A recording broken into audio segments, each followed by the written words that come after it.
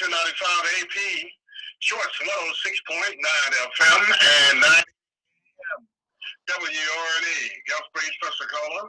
Time now for You Got the Power with Omar Neal live. Well, welcome again to the You Got the Power show. I am your host, Omar Neal.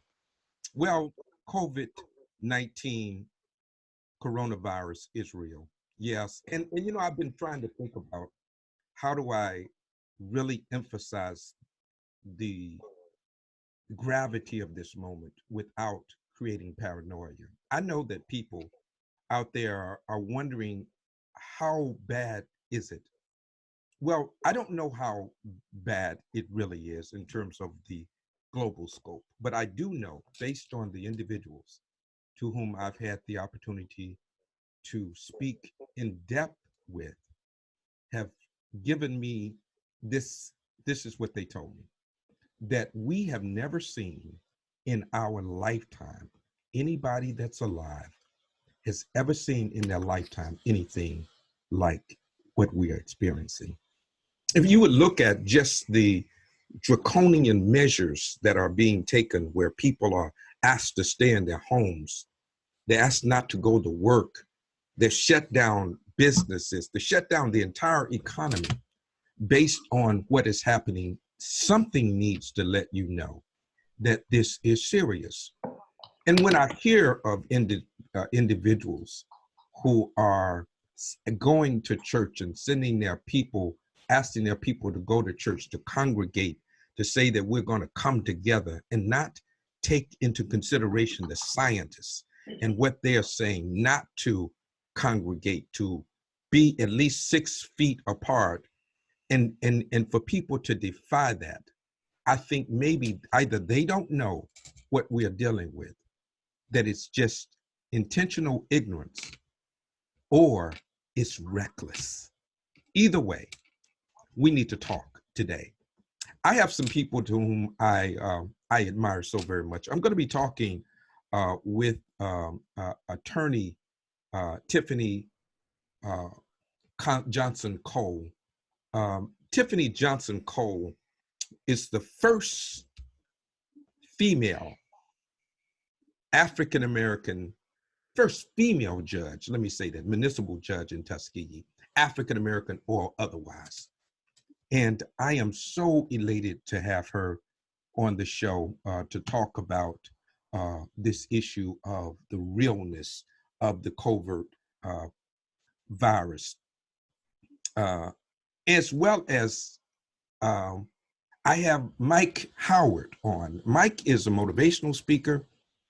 He's an author. He's a life coach. Just a person who gives you information that will catapult you to the next level. And lastly, Royce Kinniebrew. Royce is a person to whom I've met and known for a few years now. Royce is running for Congress in Michigan, but that's not just what he is. He's an educator. He's an author, as well as a consultant for governments. And so we're going to be talking with these individuals about this notion of the COVID virus. And I want to do it in the context of how do you weather the storm. Ladies and gentlemen, please welcome my guest, Royce Kinniebrew. Yes, sir. Attorney Tiffany Johnson Cole. Hello, everybody. And none other than Mike Howard. Hello, make it a magnificent day. Let's try to make this thing make sense. I want to start with you, Royce. I mean, you know, we talked about it before, that when emotions go up, cognition go down, and that people are afraid, and hurt people. And so we are literally, and let me say this, we're going to also have on a little later on, he's going to come on with us, Dr. Daryl Rowe, who is the former or past president of the Association of Black Psychologists, to talk about it from a psychological perspective. but people are scared, and many people, particularly in the African American community, are turning on each other and not to each other. What about that? Well, Brother Neil, first of all, thank you so much for having me on the show today. I really appreciate it.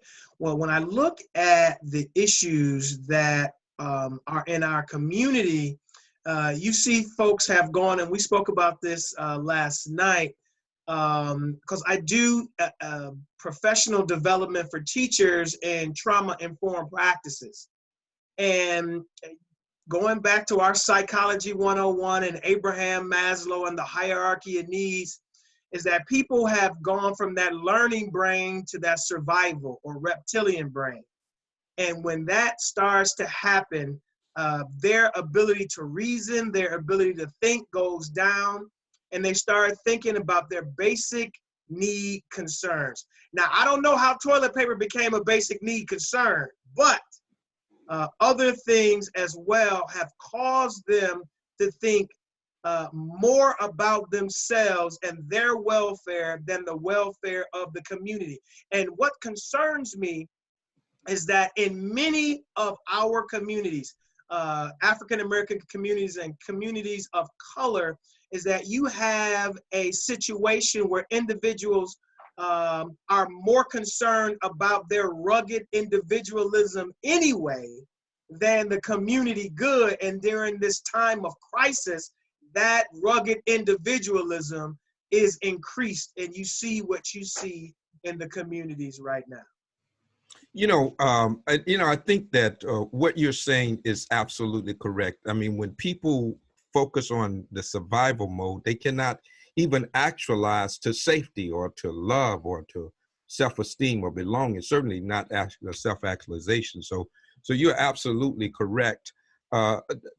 Doctor, let me go with you, Judge. When we look at our people who are furthest down, and they're talking about distributing resources to the country, many of us don't even have a vehicle to receive resources. We don't work traditional jobs. Many of us, we are kind of in a hustle role, right?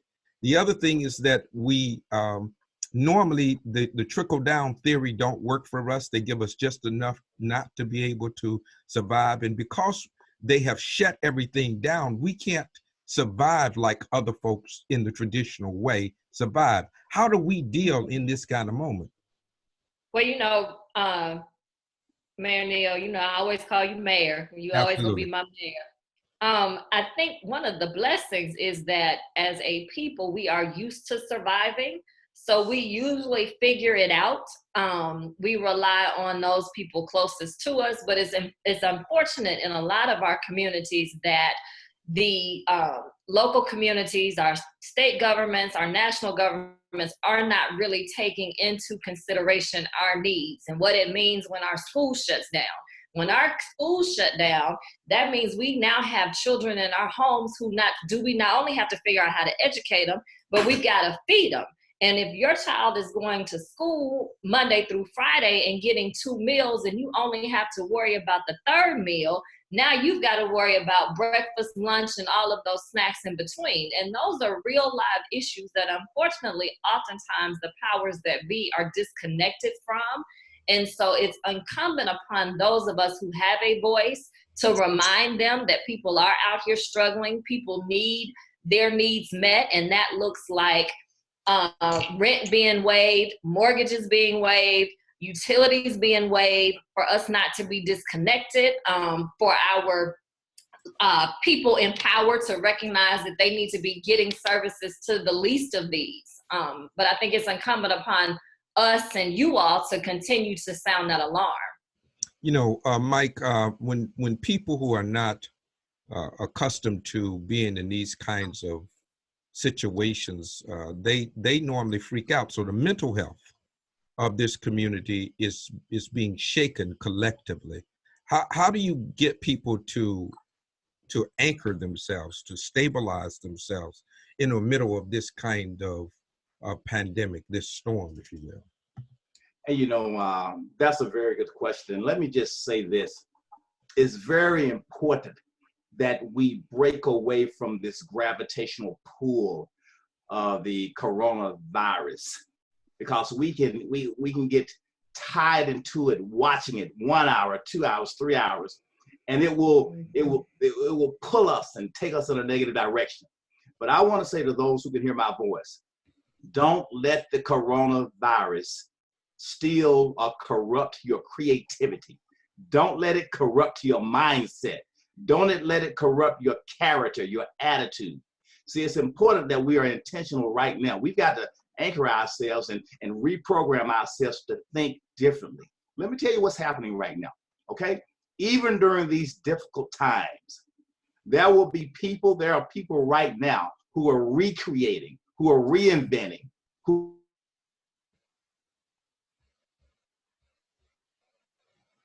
community. Last week, a guy came on and he gave a virtual party, had thousands of people on his in his room.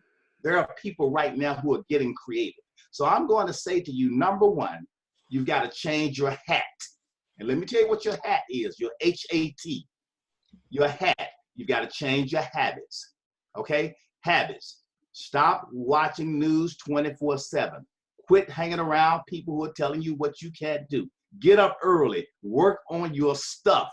Self-educate yourself.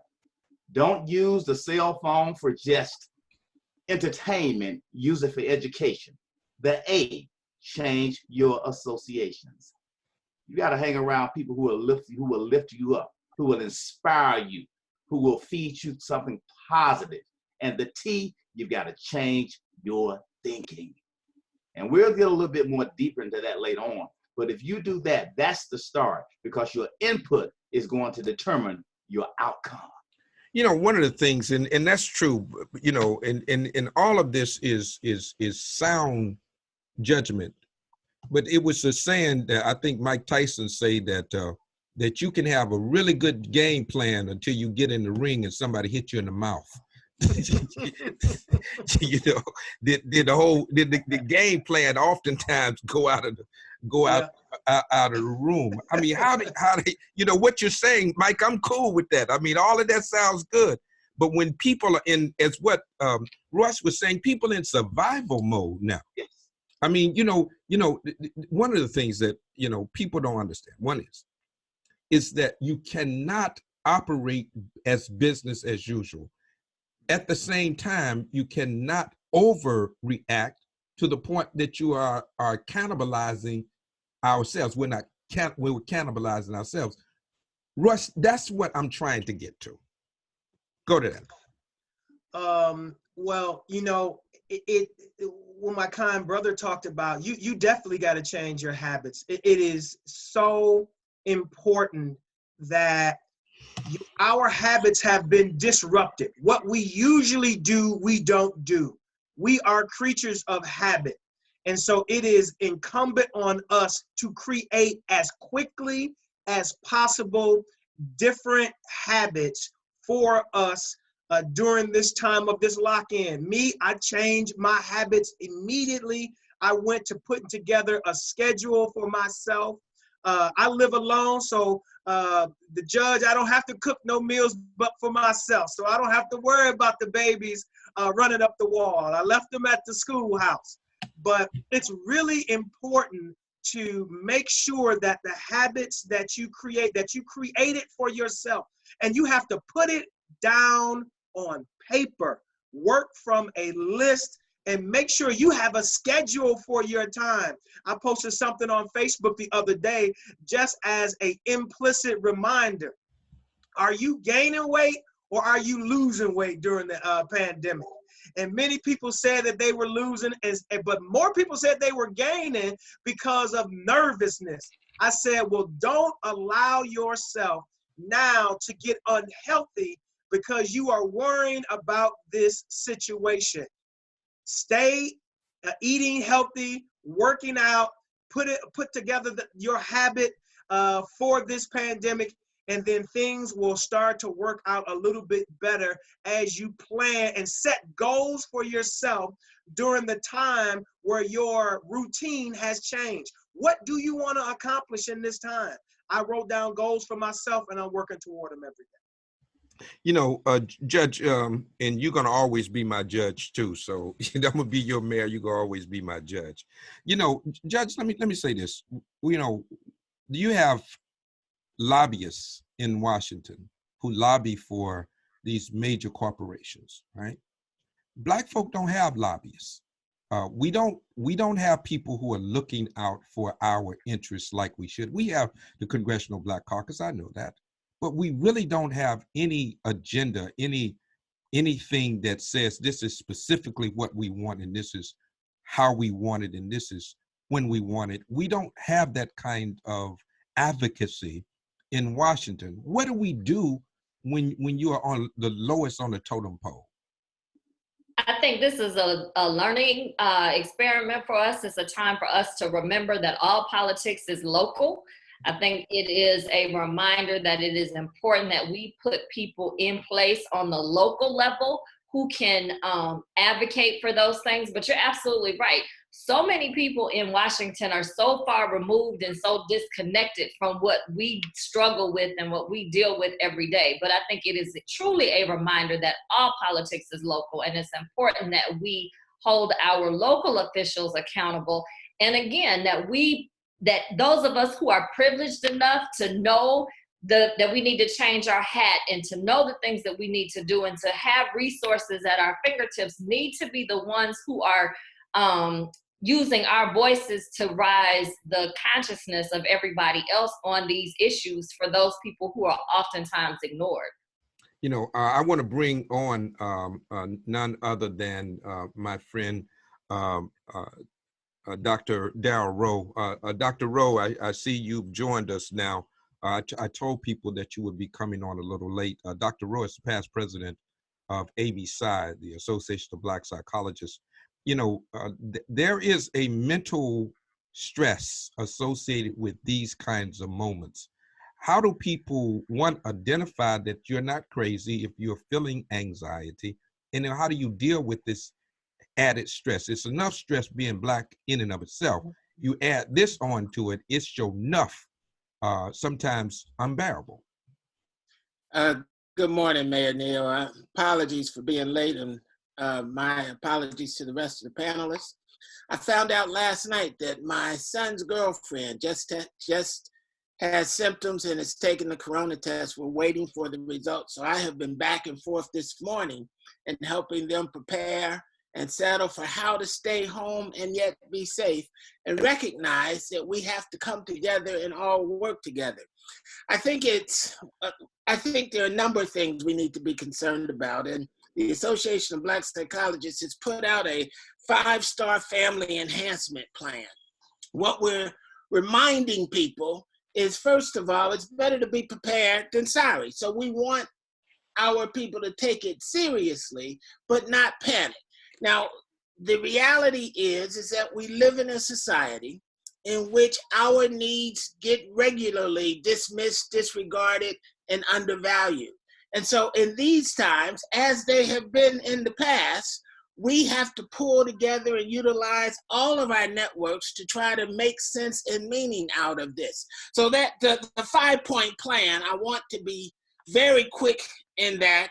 One is to remember, that's the first R, to remember who we are and whose we are. So we want our folks to recognize that we are a collective community. And so even in this time of uncertainty, when there are so many unknowns about COVID-19, we still have to come together and rely on each other. But that reliance has to be informed by what the current data is with respect to the virus and its effects. Remind, even though we often wish it were not so, white supremacy and racism is still the underbelly. And that's what I think I heard you say as I first got on the phone in the United States. And so it is important for us to maintain a healthy bit of suspiciousness about what's going on and the degree to which our needs are being addressed. So I think, Attorney or Judge, as you were just saying right before I came on, it is important for us to bring our voices, to advocate for our collective needs. The third R is reframe. This is a time to recreate and defend our families. And so to look for, I think, Brother Royce, you were saying that when I first got on, look for times to build small but simple goals that center us in family and community, help us begin to recreate opportunities for us to think about what's in our best interest. The fourth R is revitalize. Again, this notion of being focused on doing the things we can do to promote our health.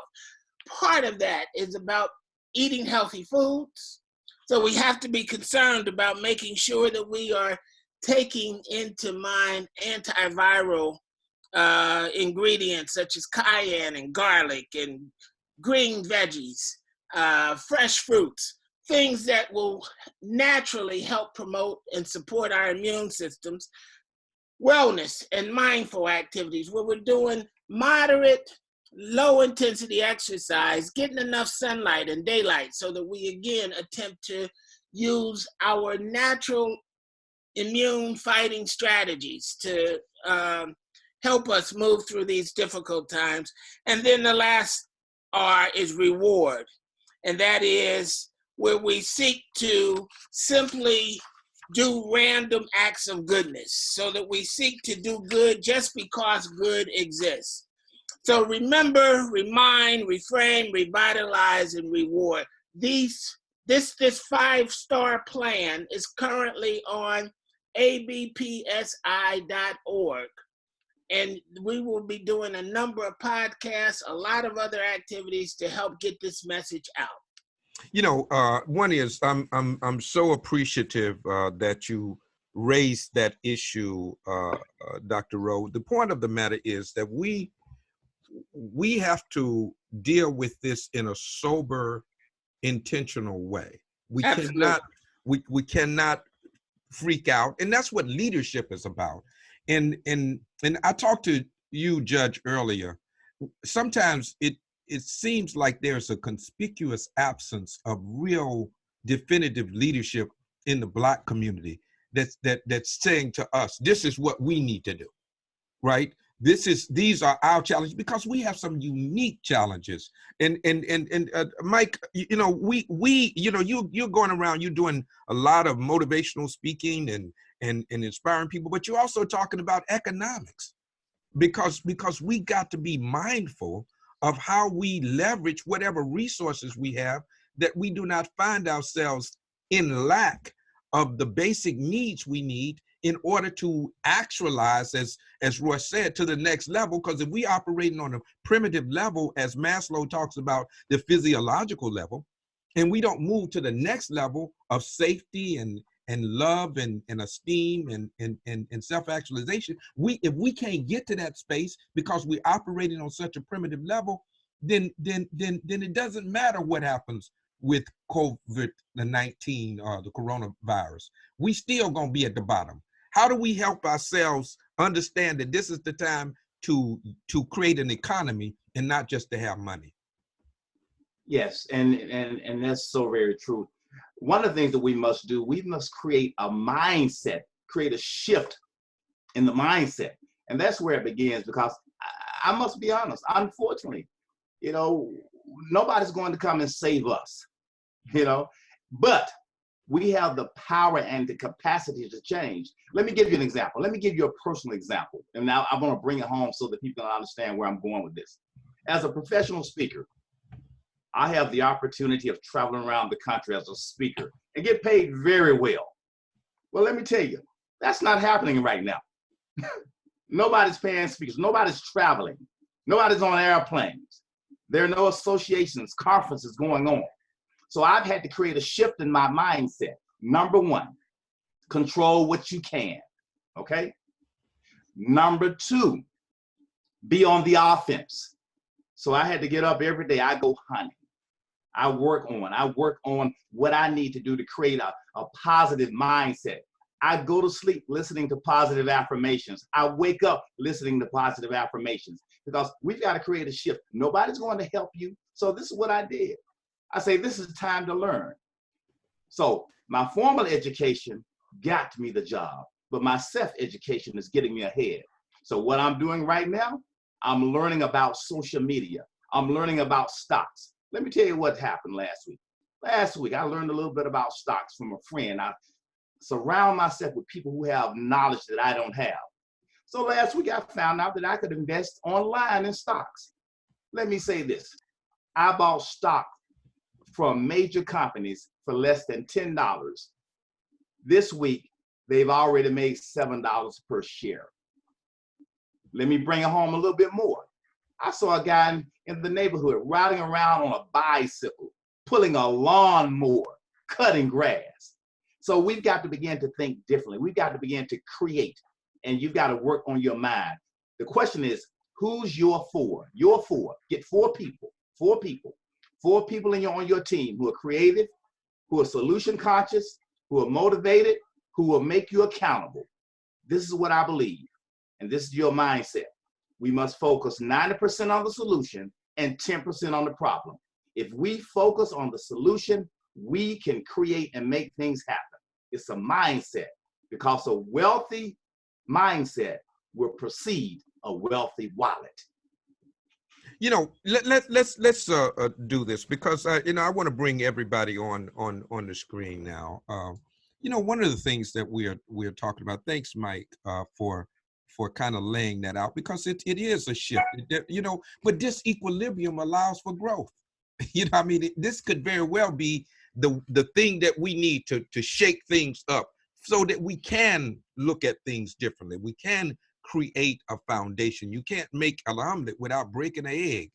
You know, I mean, there's some things that can be leveraged. There's a blessing and a lesson in everything. And I think that we need to shift the way we think. And this is a way to do that. But what we need is like what A.B. Sy is doing, is giving you concrete things. If you look at what Royce has said, he's giving you concrete things. Mike is giving you concrete things. Judge Cole is giving you concrete things that we can do to weather this storm. This is not just fluff. You know, these are specific things that we can do, and it's all about attitude. It's about changing the way you think. Now, let's talk a little bit about the most vulnerable. We got children who are going into homes that were not good homes from the beginning. I want to bring you in, Judge, because you've been on the bench. You know what this looked like. They were not good homes before this issue came up. The only refuge that they had was going to school, right? Now they can't go to school because the school is out. So they are left trapped into those abusive homes with abusive parents, and parents who are dealing with their own anxiety and frustration, and what they're doing to try to medicate themselves through drugs and alcoholism and other illicit behavior.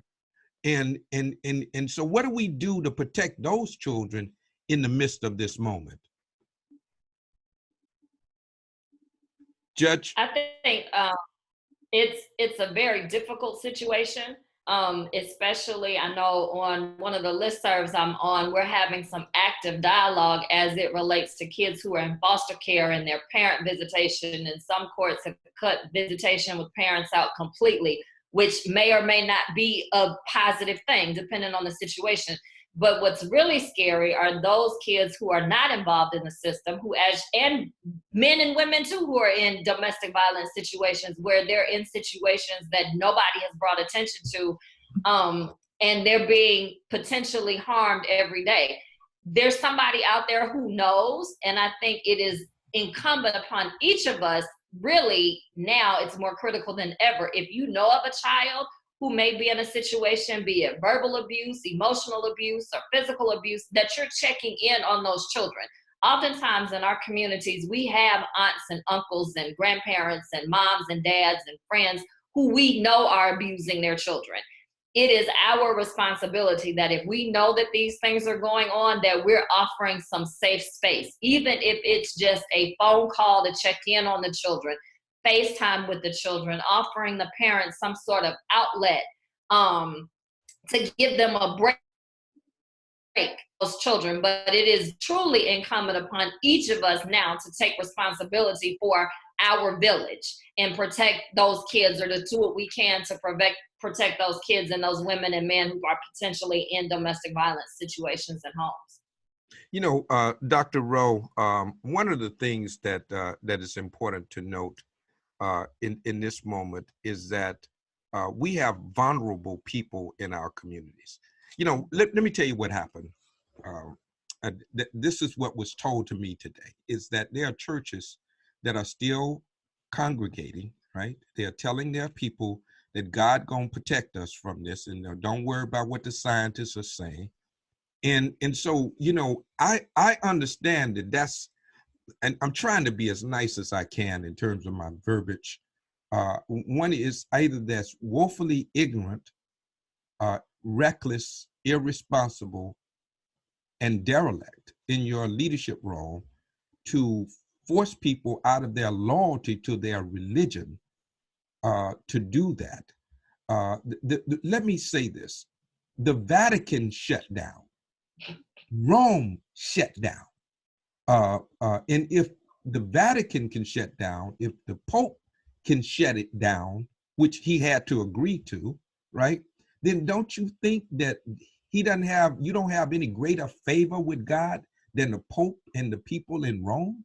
I mean, the point of the matter is, this is a serious thing, and we should not force people out of their loyalty to their religion and have them to make a decision between their religion loyalty, their religious loyalty, and their own survival and their health.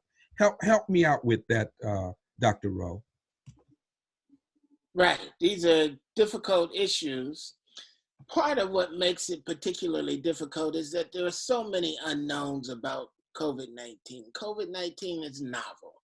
That means that we don't know enough about its course, about how it is spread, and whether or not we build up antibodies if we have survived its infection. What we do know is that COVID-19 is a respiratory disease. As such, it is mainly spread by face-to-face, person-to-person contact. So anything that promotes, any activity that's promoting unnecessary face or person-to-person contact needs to be restricted during this time. That's this notion of being safe. Now we have, as we're doing right now, we're utilizing some of the technology that allows us to get a message out and maintain some social distancing. We're still figuring out all of the details about social distancing. We don't know how long we need to do it. We don't know how it needs to be implemented in all of its details. What we do know is that if we want to slow the spread so that the hospitals aren't negatively impacted and there are opportunities for treatment, we have to then engage in what is a process that limits our person-to-person contact. The situation with regards to children and or partners in abusive homes, those are difficult questions. And so part of what the mental health professionals have been trying to sort through is what happens in those situations.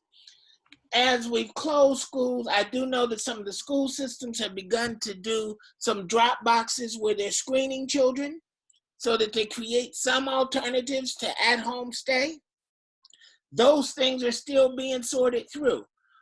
But I think as attorney, as the judge mentioned, it is important for each of us to maintain contact. We have to be the village, and we have to utilize our networks to keep touch with. And then we have to be able, if we need to bring people in while attempting to be as safe as possible. So we need to screen, we need to monitor, we need to make sure we're engaging in those activities that minimize the spread. Minimizing the spread is the most important thing to do right now.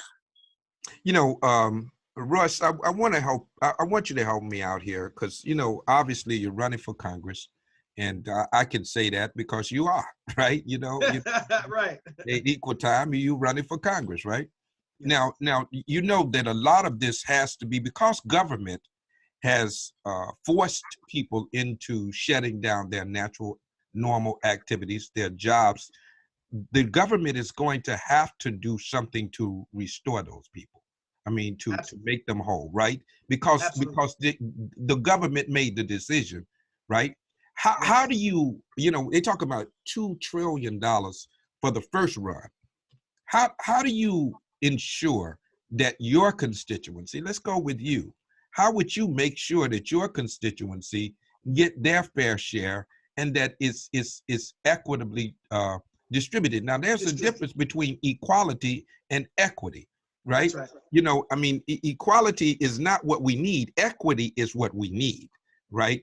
And so help me out with what you would do as a congressman to ensure that your people get equity, not necessarily equality.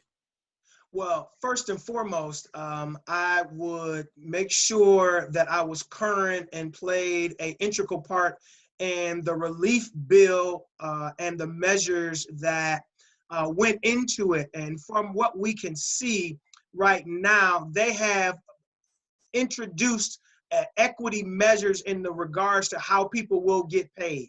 Now, quite honestly, when I was coming on the show this morning, you know how you get struck with that lightning bolt?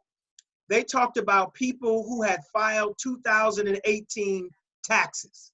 But you mentioned earlier how individuals who are working under the table, around the table, and behind the table haven't filled out those taxes. So that's going to be an issue. So what I would do, first of all, is make sure everyone who filed out those 2018 taxes, they're going to get a check. But those who are homeless, those who haven't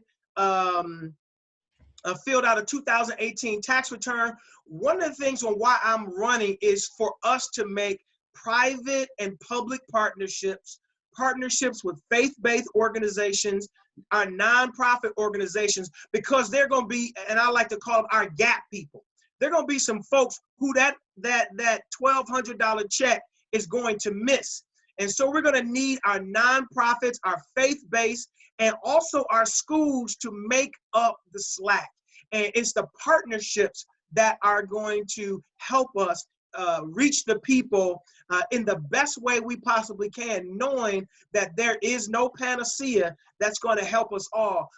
And we are all in this together. And so that's what I would do. I would make sure that my churches in our community find out which ones are providing lunches and meals for individuals, young people, and for adults as well, and the other nonprofits in the area. People are actually doing, in the Detroit area, drop-off. There are nonprofits who are dropping off to the door where the babies don't even have to come and get the food. And that is very helpful in our community because we have a bad transportation system. So those are a couple of the things that I would do to make sure that as many people as possible would get served. And just let me speak to this part about the politicians. And what the judge said, it touched me so deeply because all politics is local. And you have to remember that your vote has power.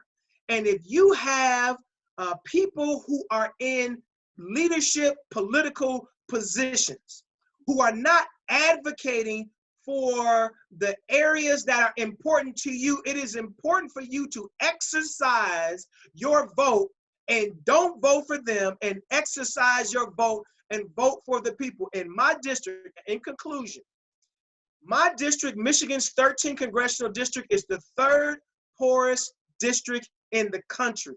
We have an issue with our schools and we have an issue with jobs.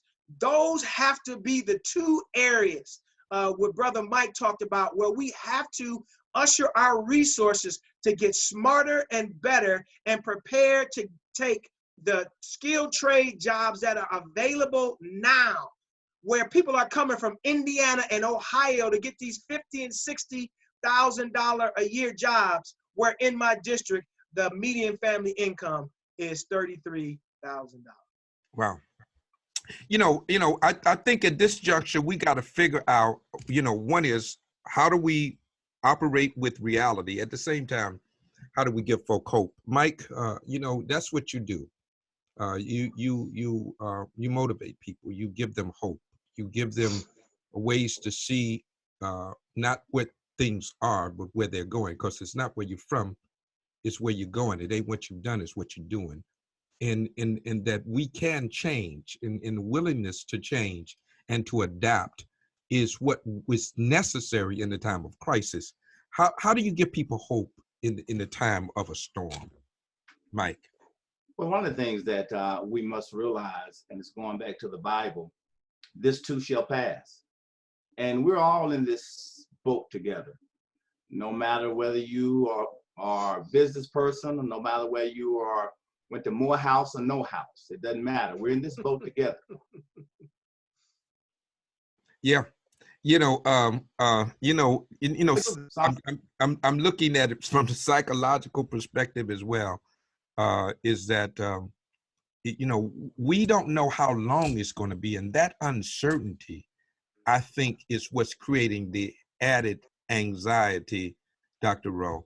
If I knew that in time certain that I can weather the storm till next week or 2 weeks, I know that I got enough food to handle to feed my family for the next 7 days, and I'll get some money in 7 days. I'm less, anxious. I'm less traumatized because there's something that I know right now. And you mentioned it before, Dr. Rowe. This is a time of uncertainty. How do you now maintain hope in this time of uncertainty mentally? I think part of the challenge, and I'm glad you asked the question because it is one that we all struggle with. This is novel. We simply don't know where it's going to end and how it will progress and what will work and what won't work and who it will affect. What we can do is to develop small practices, things that we begin to do every day. So you have to begin to take whatever staples you have and minimize them initially so that so you plan to have them stretch farther.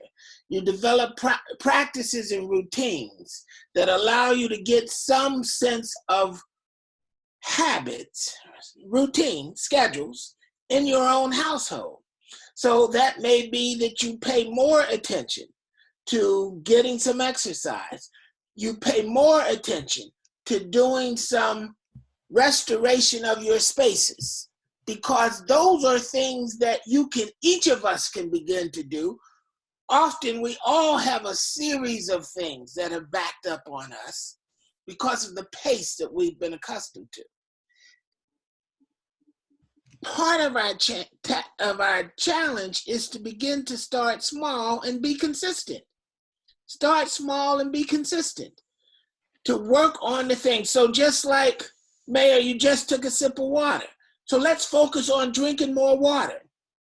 Let's focus on getting rid of more of the processed foods and looking for more healthy foods. Let's focus on taking small walks, still exercising with the social distancing. So not walking in groups of 30, but walking in groups of 2 or 3 with 6 or 8 feet apart. But begin to develop routines that are practiced. The sun comes up every morning in a routinized way, and that gives us hope that it will rise again tomorrow. Part of our development of habits is what gives us the sense of predictability. It is always just a sense, but it is that sense that gives us the idea that we can get through the troubling times. And that's the part. So as opposed to focusing on the panic, let's focus on the small things that we get to do. Let's do those with grace and gratitude. Grace and gratitude.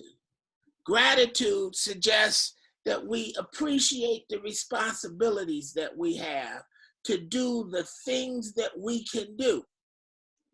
Grace means that we bring with us consideration of self and others so that we treat people with more kindness. Those are the things we can do. And that's the stuff that begins to inspire some hope, that helps to create some sense that, as Mike said, this too will pass. Our people have gone through incredible calamities. We're still here. And we have to remind ourselves daily that we have enough to be here tomorrow. But we want to practice safety, because that's what gets us there. You know, what's interesting is that you made a salient point, as you always do, Dr. Rowe. This is the time that, you know, the projects that you need to do around the house that you never really got a chance to do, to be intentional about getting some things done around the house that you can do. That this is the time to utilize that time in a way that's productive and that will advance you and your family and your cause. And I think that's of critical importance, that we shift the paradigm from saying that we are locked in to we have been given opportunities to work on ourselves and our family and our homes. There's some people who've not had this kind of time with their families that, if leveraged properly, can restore the family. You know, we would say that our last that our family reunions now are funerals. That we don't spend time with our children. Obviously, they don't eat at the table like they used to. They get their food and walk away, go to their rooms or go to the computer or whatever. Maybe this is a time where families can be restored, that we can do things as family. Maybe we can begin to be more sensitive, as Dr. Rowe said, about our family members, our grandmother. Make sure that we go check on grandmama and see how she's doing and make sure that she's all right. That sensitivity to each other can be enhanced and restored through these difficult times. There are ways that we can leverage this moment to advance us, to get us past the storm. This is what, how do you anchor yourself in the midst and of— Mayor, if I can just say this one other thing. If we begin to do that and do it on some routine, so that we begin to develop a series of practices that we do with regularity, that's what then helps the time to pass and gives us the sense of hope. Yeah. You know, one of the things too, Dr. Rowe, you said this, because when people are not accustomed to staying at home all day, look like the days get longer and that they get very bored with themselves because they are not in a routine. They have been disrupted. Their routines have been disrupted, and we are creatures of habit. And so when that's disrupted, that does create a level of anxiety. What I want to do, because this is we're getting close, I want to just, you know, I know that oftentimes as a talk show host, we don't ask all of the questions. So I want to start with you, Royce. What question did I not ask? What point should we have made that you think is salient as we began to leave the program? Well, I think for us in this time with the COVID-19, I think the question, and we kind of touched on it, I think he asked a good question, is what should you be doing now? And what can you do now to help and protect yourself? And I think that's the most important question, and we've answered that question. And also, how should you be spending your time? And my brother Mike, he answered the question that we should be building relationships with others where those relationships have been broken or have been weakened. Additionally, we should be working on our own minds. And like me and Mike, who are consultants and speakers, who the conference is our best friend. And when the conference is shut down, we're in trouble. And so like Mike, you know, I'm having a Zoom town hall meeting tonight to get more people in my space. So we have to think about, you know, what is it that we can do that we haven't been doing to leverage technology in the way that we do our business. And that's a very important question there that I think we could do. How can we use technology to help us do better what we do for our livelihoods? Hey, Mike, help me out. I mean, what is it that you want to leave with people? As you know, being a speaker, you know that the last thing that you leave with them is the thing that they remember most. What message do you want to leave with them? One of the things that I would like to leave with them is this: to be mindful and be thankful for what you have and where you are.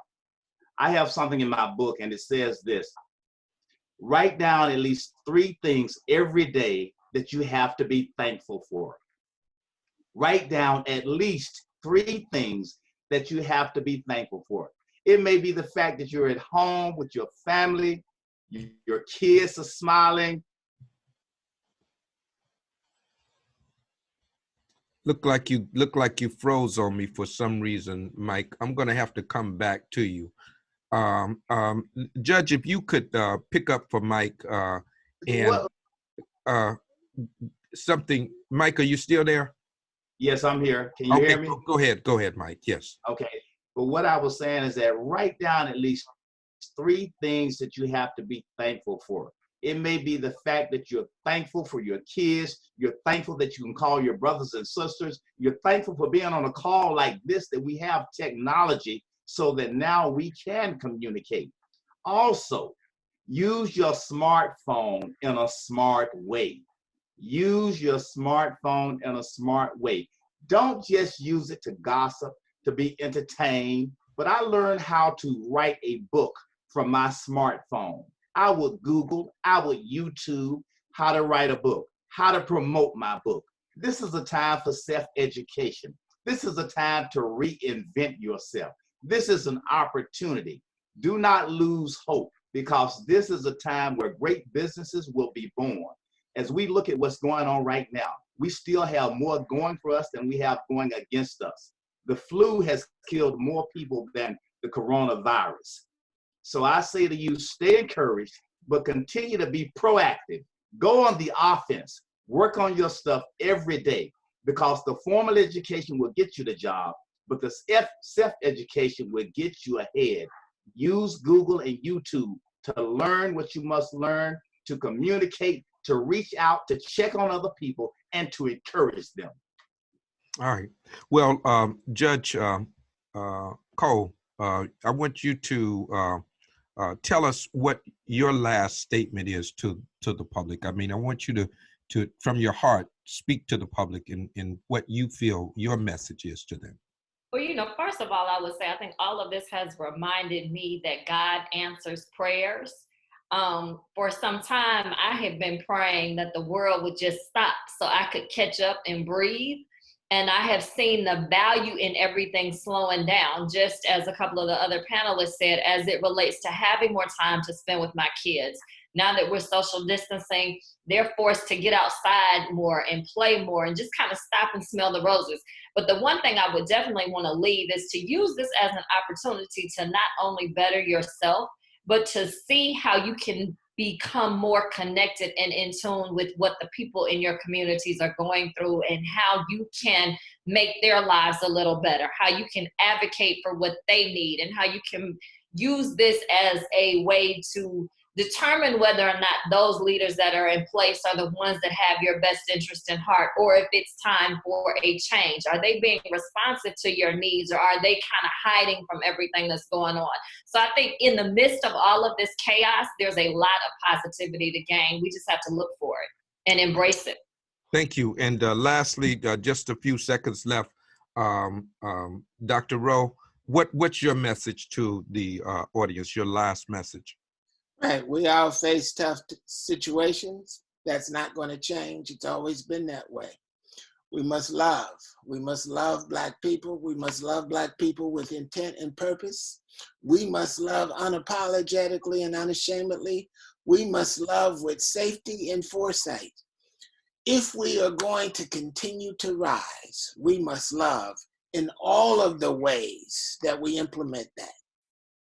Thanks so very much. Well, that's going to be really good, and it's a good way to end it up. Speaking of love, the book "Love Is the Answer" just came out. In fact, I have a chapter in this book. AJ Ali and 29 contributors put a wonderful book together. It's called "Love Is the Answer: How You Can Put Principles of Love into Action and Build a Stronger Police Community Marriage." This book is incredible. I'm going to have a link where you can buy this book. This will be a great opportunity to pick up the book and read it while you have some time. So now I can add to my credits author for having a chapter in this book. Thank you all so much. I'd like to thank all of my guests for being a part of the You Got the Power program. You were incredible. Thank you all so much for doing that. Thank you for your listenership. We're going to have to put you on Facebook Live. We're going to put it on and continue to show this show because people need to learn how to weather a storm. Thank you for joining with us on this segment of You Got the Power. Don't forget, you can support this program by sending your checks and money orders in care of You Got the Power at P.O. Box 146, Tuskegee, Alabama, 36087, or you can go to our PayPal or Cash App link on our Facebook Live, and you can support us that way as well. As always, remember that I love you with a perfect love. But more importantly, remember this: you got the power. We'll see you next week, same time, same station. Have a wonderful day. Be safe and take care of yourselves.